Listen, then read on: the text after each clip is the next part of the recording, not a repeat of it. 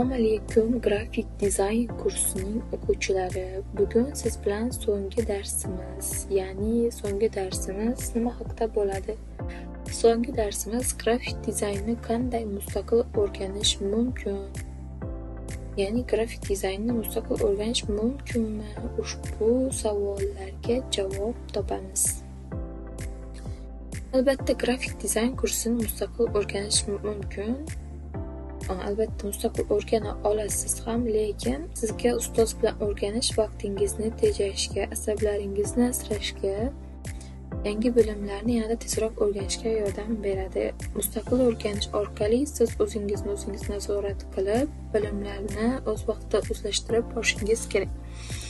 Mustaqil o'rganish uchun birinchi qadamni o'zi grafik dizayn nima, qayerda ishlatiladi, qanday turlar borligini tushunishdan boshlashingiz kerak.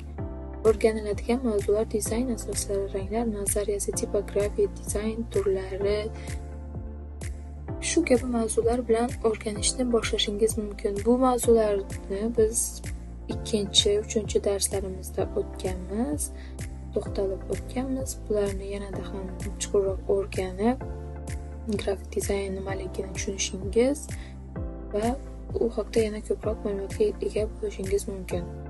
YouTube orqali Graphic Design for Beginners deb yozsangiz, sizga boshlang'ich darajadagi grafik dizaynerlar uchun qilinadigan ishlar haqida yana ham ko'proq tushuncha bergan, qanaqa saytlar borligi, qanaqa darslar borligi haqida ma'lumotlar bor.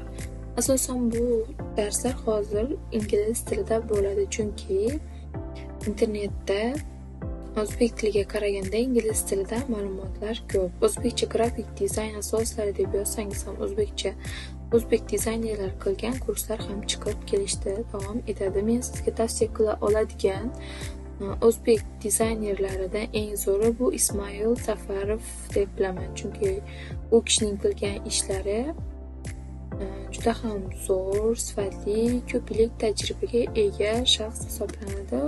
U kishi mening ustozim sifatida, u kishini men o'zimga ustoz sifatida ko'raman va kurslarida ham o'qiganman. Ikkinchi qadam, dizayn dasturlarini o'rganing. Grafik dizayn qilish uchun quyidagi dasturlarni bosqichma-bosqich o'zlashtirishingiz kerak. Adobe Photoshop, Adobe Illustrator, Figma, Canva. Eng oson, eng oddiy dasturlar dizayndagi ushbu dasturlar hisoblanadi. Photoshop dasturida biz ijtimoiy tarmoqlar orqali ko'radigan dizaynlarimizni qilishimiz mumkin. Bunda tipografiya dizaynlar ham kiradi, lekin bularni Illustratorda qilganimiz ma'qul, chunki Photoshop dasturi piksellar bilan ishlaydi.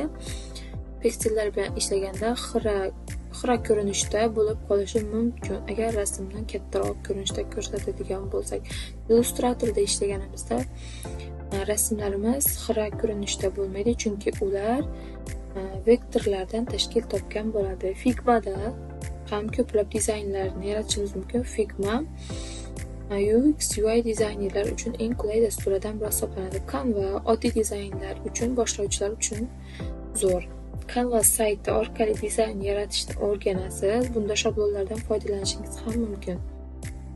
O'rganish uchun manbalar: YouTube orqali Photoshop, Figma darslari, Coursera, Udemy, Skillshare kabi saytlardan ham o'rganishingiz mumkin. Uchinchi qadam, amaliy mashqlar bajaring. Nazariyani bilish bu yaxshi, lekin dizaynda amaliyot 180% muhim. Mashq uchun g'oyalar: o'zingiz uchun logotip yarating, Instagram post, bannerlar tayyorlang, tanlangan brend uchun qayta dizayn qiling, do'stlaringizga flayer yoki vizitka loyihalang. Har kuni kamida bitta dizayn loyihasi qilishni o'zingizga odat qiling. Har kun o'zingiz uchun, do'stlaringiz, qarindoshlaringiz uchun dizaynlar yarating. Bu sizga o'zingizni yanada o'zingiz ustingizda ishlashni yanada yaxshilashga yordam beradi. 4-qadam, portfolio tuzing. Portfolio bu sizning dizayner sifatidagi vizitkangiz. Portfolioni Telegram gruppa qilib ochishingiz, u yerda qilgan ishlaringizni joylab borishingiz, ertaga sizga klient yozganda, mana men shu ishlarni qilganman deb ko'rsatishingiz uchun portfolio tayyorlanadi. Portfolioda kamida 5-10 ta eng yaxshi ishlaringiz, har bir dizaynning qisqacha tavsifi, ism, kontakt va ijtimoiy tarmoqlaringiz bo'lgani ma'qul.